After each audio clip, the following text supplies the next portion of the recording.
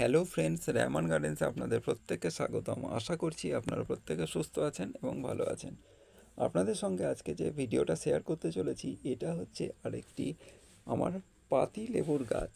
পাতি লেবুর গাছ আগেও আপনাদের সঙ্গে শেয়ার করেছি। এটা দেখুন, এই পাতি লেবুর গাছটা কত ছোট জায়গার মধ্যে রয়েছে, একটা ছোট্ট ফাটা বালতিতে রয়েছে, কিন্তু তা সত্ত্বেও কতগুলো স্টেজে ফল দিচ্ছে সেটাই আমি আপনাদের সঙ্গে শেয়ার করছি। পাতিলেবু গাছের যে পরিচর্যা সেটা কিন্তু কিছুই নেই, সেটাই আমি আপনাদের সঙ্গে দেখাচ্ছি। দেখুন বালতিটা কতটা ছোট আর ফাটা। বালতিটা জল দিলে কিন্তু ফেটে যায়। দেখেছেন কত বড় লেবু হয়ে রয়েছে। এর পাশাপাশি বিভিন্নভাবে দেখুন কতগুলো স্টেজে আছে। ছোট ছোট ফল রয়েছে, তার সঙ্গে মিডিয়াম ফল রয়েছে এবং তার সঙ্গে ফুলও রয়েছে। এটাই আমি আপনাদের সঙ্গে শেয়ার করতে চলেছি। এর আগে যে লেবু গাছটা দেখিয়েছিলাম সেটা কিন্তু এই একই জাতের লেবু গাছ নয়, এটা কিন্তু আলাদা। দেখতে পাচ্ছেন শিকড় বেরিয়ে গেছে, বালতি ফাটা বালতি চারিদিকে বাঁধা আছে, তার মধ্যেও কিন্তু এত ফল দিচ্ছে। অতএব আমরা এইটুকু বুঝলাম যে পাতি লেবু গাছের খুব যে যত্ন দরকার তা কিন্তু নয়। আর আপনি যদি খুব যত্ন করে থাকেন সেই গাছ কিন্তু আপনাকে ফল দেবে না। দেখেছেন ছোট ছোট লেবুও কিন্তু এতে হয়ে আছে, ছোট্ট ছোট্ট লেবু। সাথে আমি এটাও দেখাবো যে এই গাছে কিন্তু তার সাথে ফুলও হয়ে আছে। লেবু গাছ, এই পাতি লেবু গাছই বলুন আর লেবু গাছই বলুন, খুব কিন্তু অযত্নেতেও আপনাকে ফল ফুল দেবে। আর খুব বেশি যদি আপনি যত্ন করে ফেলেন তাহলে কিন্তু দেখবেন গাছ সমানে বড়ই হচ্ছে, ফল ফুল দিচ্ছে না।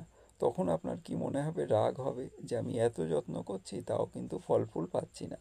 তাই পাতিলেবু গাছকে আপনারা কিন্তু খুব একটা যত্ন করবেন না। খুব বেশি খাবার দিয়ে ফেললে কিন্তু আপনাকে ফল দেবে না। দেখতে পাচ্ছেন পাতিলেবু গাছটা কি সুন্দর, ছোট ছোট পাতার পাশে পাশে ছোট্ট ছোট্ট ফল দাঁড়িয়ে রয়েছে। এবং এই ফলগুলো কিন্তু আর পড়ে যাবে না, যেহেতু গুটিগুলো বড় হয়ে গেছে। একে শুধু জল দিতে হবে, জল দিলেই গাছের গুটিগুলো আরও বড় হয়ে পরিপক্ক লেবুতে পরিণত হবে। এর কিন্তু আর কোনো পরিচর্যা বা কিচ্ছু নেই। এই জন্য আমি এই গাছটার গোড়ায় কিন্তু সব সময় দুপুরে, এই সকালে বা বিকালে জল দিতে বলি। কারণ আমি বাড়িতে থাকি না, সেই জন্য আমি আমার ভাইপো ভাইজিদের বলেছি যে সকালে বিকালে অবশ্যই জল দিয়ে গাছটাকে গোড়াটাকে ভিজিয়ে রাখবি, শুকনো করবি না। কারণ শুকনো করলেই এই গাছটার লেবুগুলো পড়ে যাবে আর ফুলগুলো শুকিয়ে ঝরে যাবে। আপনাদের বাড়িতেও যদি পাতিলেবু গাছ থাকে, ফুল ফল যদি থাকে, তাহলে কিন্তু অবশ্যই সবসময় গোড়াটা ভিজিয়ে রাখবেন।